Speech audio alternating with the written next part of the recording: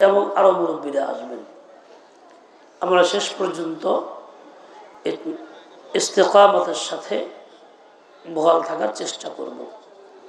আল্লাহ পাক তৌফিক দেন, কাউকে মাহরুম না করেন। এটা একটা মা বোনদের দ্বীনি শিক্ষাদান কেন্দ্র, নাম হলো উম্মাহাতুল মুমিনিন। নবীর বিবিগণকে বলা হয় উম্মাহাতুল মুমিনিন। কোরআনে পাকে আল্লাহ তাআলা নবীর বিবিদেরকে আমাদের মা বলে উল্লেখ করছেন, আজওয়াজুহু উম্মাহাতুহুম। নবীর বিবিগণ আমাদের সম্মানিতা মা। তার মানে এই না যে আমরা তাদের পেটের সন্তান, নসবী বা বংশীয় সম্পর্ক আমাদের সাথে নাই। ইহতিরাম এবং সম্মানের দিক থেকে তারা আমাদের মা। তো কিছু বৈশিষ্ট্য আছে। নবীর বিবিগণ না অন্য কারোর সাথে বিবাহ বসতে পারেন, না কোনো মুমিন তাদেরকে বিয়ে করতে পারেন। মার থেকে যেমন ইহতিরাজ করতে হয়, মার ব্যাপারে যেমন সম্মান পোষণ করতে হয়, ঠিক একই রকম। তবে পর্দা তাদের থেকে উঠে যায় না। নিজের আপন মায়ের সাথে ছেলের পর্দা নেই। নবী বিবিগণ মা, কিন্তু পর্দা বহাল। যে কোনো লোকের সঙ্গে দেখা সাক্ষাৎ জায়েজ ছিল না। এটা নবীর জীবনেই পরিপূর্ণ এরকমই আমল হয়েছে। নবীর বিবিগণের সাথে সমস্ত মুমিনদের পর্দা ছিল। আল্লাহ পাক এই হুকুম দিয়েছেন। অথচ নবী কেমন ছিলেন তারা? হাদিসের মধ্যে আসছে, উম্মে সালমা রাদিয়াল্লাহু তাআলা আনহা বসা আছেন। তো একজন মহিলা আসছেন একটা মাসআলা জিজ্ঞাসা করতে। মাসআলাটা কি? মাসআলা হলো এই, যদি মহিলাদের এই স্বপ্নে গোসল ফরজের কোনো কারণ ঘটে, তো গোসল করতে হবে কিনা। রাসূল আকরাম সাল্লাল্লাহু আলাইহি ওয়াসাল্লাম বলছেন, হ্যাঁ, নাম ইদা রাআতিল মাআ। মহিলারাও যদি স্বপ্নে এমন কিছু দেখে এবং ঘুম ভাঙার পরে দেখে হ্যাঁ গায়ে বা কাপড়ে পানি জাতীয় কিছু লাগা আছে, তাহলে বুঝতে হবে বাস্তবে কি সম্মুখ হয়েছে, গোসল করতে হবে। যখন এই কথা তিনি বলছিলেন, ওই মহিলা জিজ্ঞাসা করছেন, উম্মে সালমা রাদিয়াল্লাহু আনহা কাছে ছিলেন, উনি একেবারে লজ্জায় মুখ ঢেকে ফেলছেন। সেখানে কোনো ভিন্ন পুরুষ ছিল না, নবী আকরামের সামনে। নবী তো তার স্বামী, লজ্জায় মুখ ঢাকছেন। বলতো, ইয়া রাসূলুল্লাহ, এটা কি সম্ভব? আও তাহতালিমুল মারআতু, মহিলার কি এই ধরনের স্বপ্ন কোনো কিছু ঘটে? রাসূল আকরাম সাল্লাল্লাহু আলাইহি ওয়াসাল্লাম বলছেন, অবশ্যই হ্যাঁ ঘটে। কেন? ইন্নামান নিসাউ শাকাইকুর রিজাল, মহিলা তো ভিন্ন কিছু না, পুরুষেরই বিপরীত জিন্স। কাজেই পুরুষের যে বৈশিষ্ট্য আছে তাদের মধ্যে বৈশিষ্ট্য আছে, নাহলে বাচ্চা কাচ্চা কেমনে হয়? উম্মে সালমা রাদিয়াল্লাহু আনহা রাসূল আকরামের কাছে বিবাহের আগে 3 জন সন্তানের মা ছিলেন। আবু সালমা তার স্বামীর নাম। এই সন্তানাদি ছিল, সংসার করছেন, তারপরে কি বুঝে আসে নাই যে এই ধরনের কিছু হইতে পারে? কেন বুঝে আসে নাই? তো মুহাদ্দিসিন লিখছেন যে আসলে নবীর সুহবতের কারণে তাদের দিল এতটাই স্বচ্ছ ছিল, এত পরিষ্কার ছিল, কখনো আজে বাজে চিন্তা কল্পনা আসতো না। সাধারণত মানুষের ভিতরে এই যৌবনে বিভিন্ন রকম আজে বাজে চিন্তা আসে, তখনই স্বপ্নে এই ঝামেলাটা বেশি হয়। নবী বিবিগণ এত স্বচ্ছ ছিলেন, তাদের ভিতরে ওয়াসওয়াসাও আসতো না। নবীর সুহবতের বরকতে এতটাই তারা মুক্ত ছিলেন, যার জন্য ওনাদের জীবনে এই ঘটনা ঘটে নাই, ওনারা বুঝতেই পারেন নাই। তাই তিনি আশ্চর্য যে কি বড় একটা কথা হইল। দুইটা জিনিস এখান থেকে আমরা চিন্তা করি।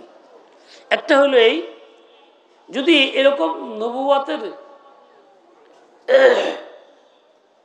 সোহবতের কারণে যদি এই অবস্থা হয়, কাজে নবী আমাদেরকে যে আদর্শ এবং দিন দিয়ে গেছেন, এই আদর্শ এবং দিন যদি আমাদের মা বোনদের মধ্যে থাকে, তারা এটা পালন করে, তো তারাও এরকম স্বচ্ছ জীবন যাপন করবেন।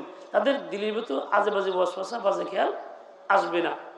আর বাজে খেয়াল যখন আসবে না, তখন তারা কোনো স্বামী না থাকলেও নিজে সতীত্ব নষ্ট করবে না, কোনো গুনাহে লিপ্ত হবে না, বেচাইন হবে না, বরং সে স্বাভাবিক নিরাপদ থাকবে। এই ইফফত সতীত্ব রক্ষার জন্য বড় ওসিলা হইল এই দিন এবং দিনের আমল। এর চেয়ে উত্তম পন্থা মানুষের কাছে আর কিছু নেই। আমরা বর্তমান সময়ে দেখি পুরুষ বিদেশ থাকে বা বাইরে থাকে, মহিলাদের অনেক দুর্ঘটনা সমাজের মধ্যে ঘটে। কেন ঘটে? যেহেতু তার মধ্যে দিন নাই, দিনের আমল নাই, আর এই জন্যই তার এই সমস্ত আজবাজ চিন্তা চেতনায় লিপ্ত হয়। লিপ্ত হইলে নিজেকে নিয়ন্ত্রণ করতে পারে না, তরে ফিতনা ঘটে। এগুলি আমাদের কারো বলার দরকার নেই, আমরা বুঝি, সমাজে থাকি। এর একমাত্র ওষুধ ছিল এটা, শহীদ দিন। দিন যদি আসতো, তাহলে মা বোনরা দিনের উপরে থাকলে পরে এইসব থেকে মুক্ত থাকতে পারতেন। পুরুষরাও নিরাপদ থাকতো, তাদের বিবিগণ নিরাপদ থাকতো, পুরুষরাও মুতমাইন থাকতো, মহিলাও নিরাপদ থাকতেন, তাদের বংশধরের মধ্যে কোনো ঝামেলা থাকতো না, দুর্ঘটনা ঘটতো না। তাহলে আসলে নবীর সুহবত থেকে যেমন তারা এভাবে স্বচ্ছ জীবন যাপন করতে পারছেন, ঠিক নবুয়তের যে সমস্ত আহকামগুলি আমাদের কাছে আসছে, নবুয়তের মাধ্যমে আল্লাহ তাআলা যেগুলি দিয়েছেন, সেগুলি আমাদের জিন্দগিতে বাস্তবায়ন হইলে ঠিক এই অবস্থাটাই হবে।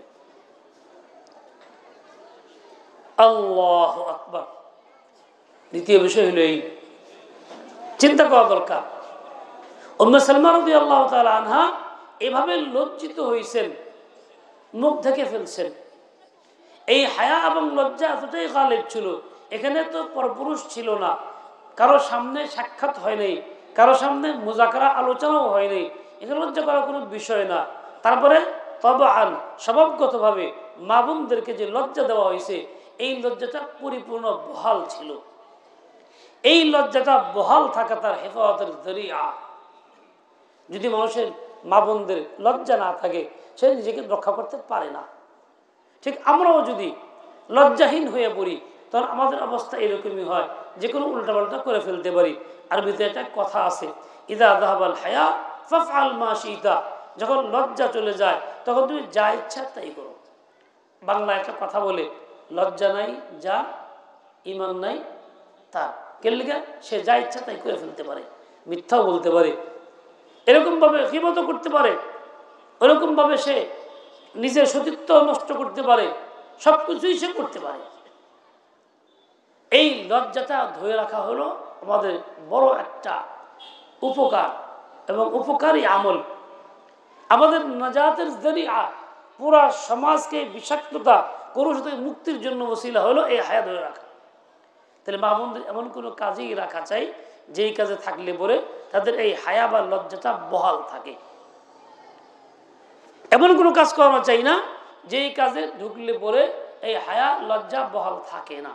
বর্তমান সময়ে বিভিন্ন পেশা, বিভিন্ন কাজ, চাকরি বাকরি, বিভিন্ন প্রতিষ্ঠানে পড়াশোনা, এমনকি প্রতিষ্ঠানে পড়াশোনা করতে গিয়া বাড়ি থেকে অনেক দূরে মাহরাম ছাড়া বিভিন্ন কলেজ, হোস্টেলে ইত্যাদি থাকা, এই সবগুলি এমন একটা কাজ যে এর দ্বারা মা বোনদের স্বভাবগত লজ্জা আর বহাল থাকতেছে না, খতম হয়ে যেতেছে।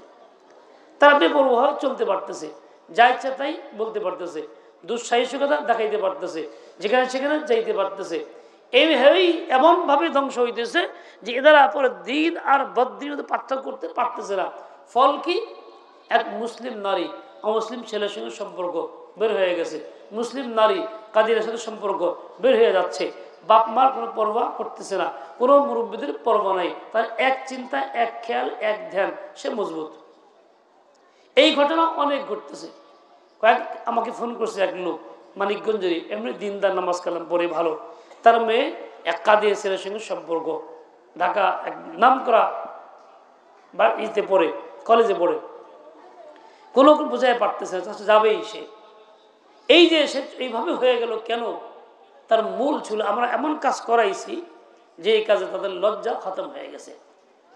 এমন পরপুরুষের সাথে কথা বলতে কোনো পরোয়া হয় না, কোনো দ্বিধা থাকে না, সংকোচবোধ থাকতেছে না, সম্পূর্ণ খতম হয়ে যাচ্ছে। এইটা বহাল রাখার জন্য একমাত্র ব্যবস্থা, সেটা হলো নবীর সোহবত এবং নবীর হেদায়েত যা তিনি আনছেন সেগুলি গ্রহণ। বর্তমান সময়ে নবী আমাদের কাছে নাই, তার সবুজকে বসতে পারবো না, কিন্তু নবীর হেদায়েতগুলি গ্রহণ করতে পারবো। এই দুইটা ওয়াসফ যখন মানুষের মধ্যে থাকবে তখন নারী জাতি নিরাপদ থাকবে। শুধু নারী না, আমরাও নিরাপদ থাকবো। আমাদের টেনশন থাকবে না যে বিবি কি অবস্থায় আছে, পাড়াদের চিন্তা হবে না, অন্য কোনো চিন্তা হবে না। সব দিক থেকে নিরাপদ থাকবো, বংশ ঠিক থাকবে, বাল বাচ্চাও ঠিক থাকবে, সব নিরাপদ থাকবে। তাহলে আমার খোলাসা হলো এই, মা বোনদেরকে সব থেকে নিরাপদ রাখার জন্য একটাই ব্যবস্থা, সেটা হলো মা বোনদেরকে দ্বীনের উপরে ওঠাই, দ্বীনের ইলম শিক্ষা দেই এবং দ্বীন তাদের উপরে বাস্তবায়ন করি, প্রয়োগ করি। এই একটা পথ যদি আসতে পারে তাহলে এই সব ঝামেলা থেকে মুক্ত হইতে পারি। আমার ভাই, ফিতনাপূর্ণ যুগে এটার জরুরত এবং গুরুত্ব এটা বোঝানোর দরকার পড়ে না, আমরা অনুভব করি, বুঝি। এরপরেও যেন চলতেছি একটা স্রোতে, হাওয়ার মধ্যে চলতেছি, আর এই জন্যই গাফেল হয়ে যাইতেছি। ফল কি হইতেছে? অশান্তি, যা আমি কল্পনা করি না তা হইতেছে, অসুবিধা যা আমি চিন্তা করি না তা হইতেছে। আল্লাহ তাআলা সূরা নূরের মধ্যে একটা ঘটনা উল্লেখ করছেন। ঘটনাটা হচ্ছে আম্মাজান আয়েশা সিদ্দিকা রাদিয়াল্লাহু আনহাকে কেন্দ্র করে। এই ঘটনাটা বলার আগে আমি আরেকটা কথা বলি, সেটা হলো এই, কোরআন তো বলছে আজওয়াজুহু উম্মাহাতুহুম, নবীর বিবিগণ হচ্ছে মুমিনদের মা। কাজে আম্মাজান আয়েশা বলবো, আম্মাজান খাদিজা ঠিক আছে, উম্মুল মুমিনিন সালমা বলবো। তাই বলে ফাতেমাকে মা ফাতেমা বলতে পারবো না। কেন? ফাতেমা নবীর কি বিবি নামে, যদি বলেন মেয়ে, বলা হচ্ছে নবীর বিবিগণ মা সমতুল্য, তাদেরকে মা বলো। হাদিসের মধ্যে এরকম ব্যবহার আছে, কোরআন তো বলেই দিছে, কিন্তু মেয়েকে মা বলতে বলা হয় নাই। আমরা এই বর্তমান সমাজের মধ্যে এই মা ফাতেমার একটা রেওয়াজ দিছি, বিভিন্ন জায়গায় বিভিন্ন নাম আমরা ওয়াজের মধ্যে বলে ফেলি, পোস্টার হ্যাম্বিলে থাকে, মা ফাতেমা স্কুল, মা ফাতেমা মাদ্রাসা ইত্যাদি ইত্যাদি থাকে। এখানে আমরা কোরআন বিরোধী একটা কাজকর্ম করতেছি। শুধু তাই না, এর দ্বারা একটা বাতিল আকীদাকে লালন করতেছি। বাতিল আকীদা কি? সেটা হলো এই, একটা গ্রুপ আছে তার নাম শিয়া। এই শিয়ারা বলে নবী হচ্ছেন আলী। আলী যদি নবী হয়ে থাকে তাহলে নবীর বিবি কোরআনের আয়াতের ফয়সালা মোতাবেক মা, তাহলে আলীকে নবী যারা মানে তার বিবি হচ্ছেন ফাতেমা, তাহলে সব মা। এই জন্যই ওরা এটাকে মা ফাতেমা বলে চালাইছে। আর আমরা মুসলমানরা অনুভূতি হারাই ফেলছি, আমরাও তালে তালে সুন্দর শব্দ কাজে মা ফাতেমা বলার চেষ্টা করতেছি, বলতেছি। এটা আমাদের মজ্জাগত হয়ে গেছে, মন মাঝে বসে গেছে গা, এটা জায়েজ নেই। তাহলে মা ফাতেমা বলা মানে হইল ইনডাইরেক্ট আলীকে নবী স্বীকার করা। ও ভাই, হয়তো আলী কি আমাদের নবী? আমাদের নবীর নাম কি? মুহাম্মদ সাল্লাল্লাহু আলাইহি ওয়াসাল্লাম, মুহাম্মদুর রাসূলুল্লাহ। এই একটা ষড়যন্ত্র চলছে, গভীর চক্রান্ত চলছে এইভাবে। আফসোস যে আমরা এইভাবে চক্রান্তকে চক্রান্ত মনে করি না। বাহ্যিক সৌন্দর্য, আর মা ফাতেমা কত ভালো, নবীর মেয়েকে ফাতেমা মা বলবো, তো কাকে বলবো, কি জন্য বলবো, এটা খবর নাই। আমরা কি এরকম না করি? তো বলছিলাম যে আম্মাজান আয়েশা সিদ্দিকা রাদিয়াল্লাহু আনহা একটা ঘটনা এখানে উল্লেখ করা হয়েছে। সেটা কি? আম্মাজান আয়েশা সিদ্দিকা রাদিয়াল্লাহু আনহা রাসূল আকরামের সঙ্গে জিহাদে গেছেন,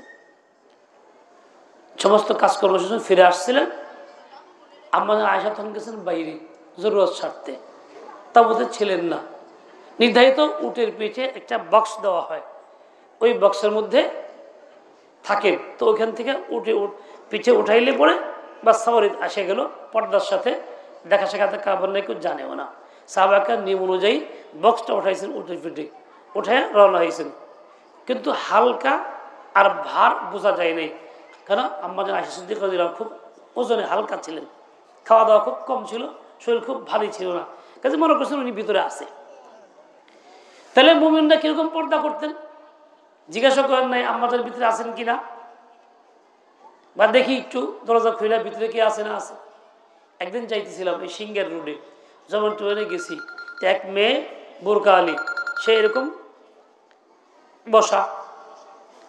এখন একজন যখন ওটা তারাইছে পরে একজন দাঁড়িয়ে এলাক মুরব্বী সামনে বসছে, সেই লোকটা বয়স 50, 55, 60 হবে এরকম। তো এখন এই মহিলা বলে, খালু কেমন আছেন? ভালো। তো ওই কাছে এসে তুমি কেরা? কেউ চিনেন নাই? চিনেন নাই মানে? এই মেয়েটা হলো কলেজে পড়ে, যদি বোরকা আছে কিন্তু তার অবস্থাটা এই, লজ্জা শরম সব খতম। চিনেন নাই? কয় না তো। কই যে মুখের বাড়িতে বিয়ে গেছিলেন না? আমি এই বাড়ি। এই তাহলে খুচরা আলাপ শুরু করছে। আমাদের সামনে ওই লোক দাঁড়িয়ে লোকটা, তার লাজ লজ্জা কিছুই নাই, সে তার বোরকা পাটুটা তার দেখতে যায় যে কেরা তুমি। এই হলো আমাদের দিনদারি, এই হলো আমাদের পর্দা। এই পর্যায়ে আসছি আমরা। তাহলে আমরা কি আশা করতে পারি এই এদের থেকে? কাজে বোরকা আবরণ থাকলেই পর্দা হয়ে যায় না। আসল পর্দা হইল আল্লাহ পাকের হুকুম মানা, যে আমি চলতেছি, আমার জন্য মুখ সাক্ষাৎ জায়েজ নাই, দেখা করব না, দিল থেকে যে বিশ্বাস করে মেনে নেওয়া। মানার জন্য একটা বাহ্যিক ওসিলা এবং সাহায্যকারী হলো আবরণ দিয়ে ঢাকা। আমি দেখা করবো না, সেও দেখতে পারবে না, ডাকতেছি। দিল যদি বলে না আমি দেখা করতে পারবো, এ পর্দা দিলে কি হবে? কিচ্ছু হবে না। তাহলে এটা বোঝা গেল আবরণ ঠিকই উপরে আসছে, দিলের ভিতরে দিন আসে নাই। দিল দিন থেকে মুক্ত, খালি, যার জন্য সে এই ঘটনা ঘটাই দেখেছে, সে বাধা দিচ্ছে না। আমার ভাই, আল্লাহ মাফ করো, সেই বুঝ দিয়ে হেদায়েত দেন আমাদেরকে। তাহলে আমরা শহীদ দিন যদি না আনতে পারি, দিতে না পারি, দিনের তালিম দিতে না পারি, তাহলে আমাদের অবস্থা এর চেয়ে আরো জঘন্য দিন দিন হবে, যা আমরা কল্পনা করতে পারবো না। তা আমার আয়েশা সিদ্দিকা রাদিয়াল্লাহু আনহা ছিলেন না, এখানে ইস্তিনজায় গেছেন, সাহাবায়ে কেরাম চলে গেছেন আগে। রাসূল আকরামের অবস্থা এমন ছিল, এবং এটা নিয়ম ছিল যে একজন থাকবেন পিছনে, যিনি পরে আসবেন, যাতে করে কোনো কিছু রয়ে গেল কিনা, সামানাদি ভুলভ্রান্তি হলো কিনা বোঝা গেছে, পরে নিয়ে আসবেন। একজন সরল সোজা একজন সাহাবি, তিনি রয়ে গেছেন, হুজুরের নিয়োগপ্রাপ্ত দায়িত্বপ্রাপ্ত সফর রয়ে গেছেন। রাত হয়ে গেছে গভীর, আমাদের আসার দেখলেন লোকজন কেউ নাই, ময়দান তো ফাঁকা। তিনি কি করবেন? যে জায়গায় ছিলেন ওনার তাবু যে জায়গায় ছিল, ওখানে তিনি একটা কাপড় মোড়া দিয়ে শুয়ে পড়ছেন খালি ময়দানে। আবার এদিকে ওই যে সাহাবী দায়িত্বে ছিলেন পিছনে, উনি আবার আলাদা এক জায়গাতে, উনি কেউ কাউকে জানে না, উনি তার নিজের জায়গাতে শুয়ে পড়ছেন। সকালবেলা যাবেন, কোনো কিছু হইল দিকে ঠিক। এখন তো যেরকম আধুনিক বাতি তো ছিল না, সার্চ লাইট ছিল না, টর্চ লাইট ছিল না, দিনে দেখা ছাড়া তো উপায় নেই। ঘুম থেকে ওষের সাথে ফজরের সময় আফসা আফসা কিনে মানুষ দেখা যায়। তো উনি দেখে বুঝতে পারছে এরকম চিকন চর মানুষ, মহিলা, তাহলে আয়েশাই হবে।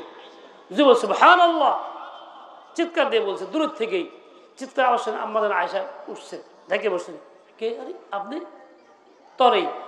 উনি কিচ্ছু বলেন নাই, ওট কাছে আনছে, আমাদের আয়েশা উপরে উঠছে, উনি উঠ নিয়ে হাইটে হাইটে হাইটে হাইটে রওনা হয়েছে। রাসূল আকরাম খিমা যেখানে, ওখানে গিয়ে হাজির। এই সুযোগে মুনাফিকরা যা ইচ্ছা তাই বলা শুরু করছে, যত রকম আজে বাজে কথা, যা কল্পনাতীত। আমাদের অভ্যাস এরকম আছে, কোনো দিনদার নারী কোনো একটা কাজ বোঝার আগেই আমরা খুব আজে বাজে কথা বলতে শুরু করি। আর একজনে বললে একজন এত বাড়াই কল্পনাও করা মুশকিল। চার দোকানে এটাই চলে, যেখানে বসে সেখানেই চলে, কোনো হাকিকত নাই, তাহকিক নাই। এই যে চলতেছে, কাফা বিল মারই কাযিবান আন ইউহাদ্দিসা বিকুল্লি মা সামিআ, মানুষ যা শুনে তাই যদি বলে, তাহলে যথেষ্ট মিথ্যাবাদী, সে বড় মিথ্যাবাদী। আমাদের মধ্যে যা দিনদার প্রকৃতির লোক, যাদেরকে মনে করি আমরা নামাজ কালাম পড়ি, আলেমদের সহবতে যাই, তারাও এর থেকে মুক্ত না, তারাও এইভাবে অবালের মধ্যে আসি। শোনা মাত্রই বলতেছি, আরে ভাই, বলার জন্য শুধু মুক্ত না, এটাকে নিয়ন্ত্রণ করো, সহিটা বলো। কিন্তু আমরা এরকম করতেছি। ওইরকম মুনাফিক খুব ছড়াইলো, এতে এক একজন দুর্বল প্রকৃতির যা, তারাও আক্রান্ত হয়ে গেছে। আল্লাহ পাক সর্বশেষ যা করছেন আয়াত নাযিল করছেন, সেখানে আছে ইন্নাল্লাযীনা ইয়ারমুনাল মুহসানাতিল গাফিলাতিল মুমিনাত লুইনু ফিদ দুনিয়া ওয়াল আখিরাহ, যারা অপবাদ লাগায় মুহসান পাক দামান সতী সাধবী মহিলাকে, আল গাফিলা যারা একটু আত্মগুলা সাদা সিধা অতি চালাক না, কথায় কাজ সবকিছুর মধ্যে চতুরতা প্রকাশ করে না, তর্কে বিতর্কে জড়ায় না, প্যাসপুস খুব একটা বুঝে না, কিন্তু আল মুমিনাত তাদের মধ্যে ঈমান এর সিফাত পরিপূর্ণ আছে। এই তিনটা সিফাত উল্লেখ করছেন আল্লাহ তাআলা আম্মাজান আয়েশা সিদ্দিকাকে কেন্দ্র করে।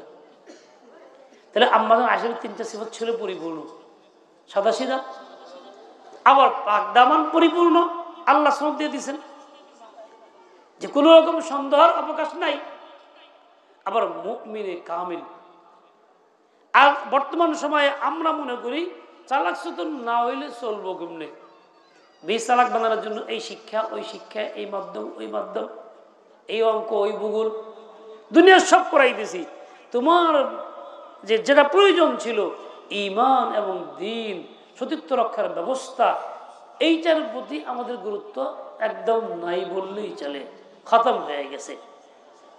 অনেক সময় অনেক পুরুষরা বিয়ে করে মহিলা একটু সরল সোজা হইলে খুব বিরক্ত, রাগারাগি কিলাকিলি মারামারি, জেলে খাম না থকম না অমুক না তমুক না। আরে ভাই, তোমার জন্য তো একটা আল্লাহ পাক নিয়ামত দিছে, সরল সোজা হওয়া তো এটা একটা বিশেষ গুণ যা আল্লাহ তার প্রশংসা করতেছে। ইন্নাল্লাযীনা ইয়ারমুনাল মুহসানাতিল গাফিলাতিল মুমিনাত, এই সিফাতগুলি বহাল থাকার জন্য একমাত্র পথ নবীর আদর্শের উপরে ওঠানো, নবুয়তের থেকে যা আসছে ওইটাকে গ্রহণ করা। এরকম চিন্তা চেতনা লক্ষ্য নিয়েই দ্বীনি মাদ্রাসা কায়েম হইতেছে মা বোনদের জন্য। মাদ্রাসা, মহিলা মাদ্রাসা, উম্মাতুল মুমিনিন নামেই হোক, ফাতেমার নামেই হোক, খাদিজার নামেই হোক, উম্মে সালমার নামেই হোক, এই মাদ্রাসাগুলি এই বর্তমান সময়ে এই একটা বড় জিহাদের ভূমিকা পালন করতেছে। মা বোনদেরকে পরিপূর্ণ দ্বীন দিয়া এই সিফাতগুলিতে মুত্তাসিফ করার জন্যই তাদের চেষ্টা। কাজেই আমরা সুযোগ পাইছি, আমাদের জন্য বড় সুযোগ মিলেছে আল্লাহ তাআলা এই প্রতিষ্ঠানগুলির মাধ্যমে। আমরা আর কাল বিলম্ব না করি, গাফলতের মধ্যে না থাকি, আমরা যেন আমাদের মা বোনদেরকে এর সাথে জড়িত করি, এখানে পাঠাই, এখান থেকে দ্বীন শিখাই, এখান থেকে আল্লাহ তাআলা এবং রসুলে আপনাদের পরিচয় করাই দেই, এখান থেকে ঈমান হাসিল করাই, এখান থেকে ইতার সরলতা তার মধ্যে পয়দা করি। মোট কথা যাবতীয় সিফাত যেগুলি দরকার তা এখান থেকেই আমরা যেন হাসিল করার চেষ্টা করি। আমি বাড়িতে থাকবো, বাড়িতে রাখবো, আমি নিজেই তো দিন সম্পর্কে অবগত না, তা আমার মেয়ে কি শিখবে? ভালো বন্ধু, আমি জানি না, আমার মেয়ে কি শিখবে? এক জায়গায় গেছিলাম টাঙ্গাইলে, তো আমাদের এক ছাত্রী ফোন দিয়েছে, হুজুর আপনি টাঙ্গাইলে আসছেন, যাওয়ার পর তো আমাদের বাড়ির কাছ দিয়ে যাইতে হয়, আপনি একটু বাড়ি হয়ে যাবেন। বলো সময় নেই, কয় না একটু দয়া করে আসবেন, দেরি করা লাগবে না, খালি দোয়া দিয়ে যাবেন, বাড়িতে উঠবেন। আব্বা বলছে আমার বাড়িতে আসি, ভাই বোনরা সবাই দেরি করছে, ঠিক আছে যাবো, যখন এখান দিয়ে যাই। তো রাস্তার সাথে বাড়ি গেছি, বসাইছে, খারাপ ব্যবস্থা করছে, রুটি আর মুরগির গোশত। বলো এই যে কি? বলে মুরগির গোশত। ওই মেয়েটার ভাই সে আলেম হাফিজ, তো মুরগি জমা করছে কেরা, বানাইছে কেরা? বলে মা করছে, মা বানাইছে। তোর মা পাকনা পাক সব জানে, হালাল হারাম সব জানে? কে? সব জানে। খুব ভালো, আমার মা খুব ভালো। আমাকে ভালো হইতে আপত্তি নেই, জানে কিনা? বলে হ্যাঁ জানে। ঠিক আছে, বেশ ভালো কথা। তো মার জিজ্ঞাসা করে হয়তো মুরগির মধ্যে হারাম কয়টা? ও খুব আনন্দের সাথেই গেছে, মার কাছে জিজ্ঞাসা করছে। অনেকক্ষণ পরে আর আসে না, আসে না, পরে আসছে। কি রে বেজার কেন তুই?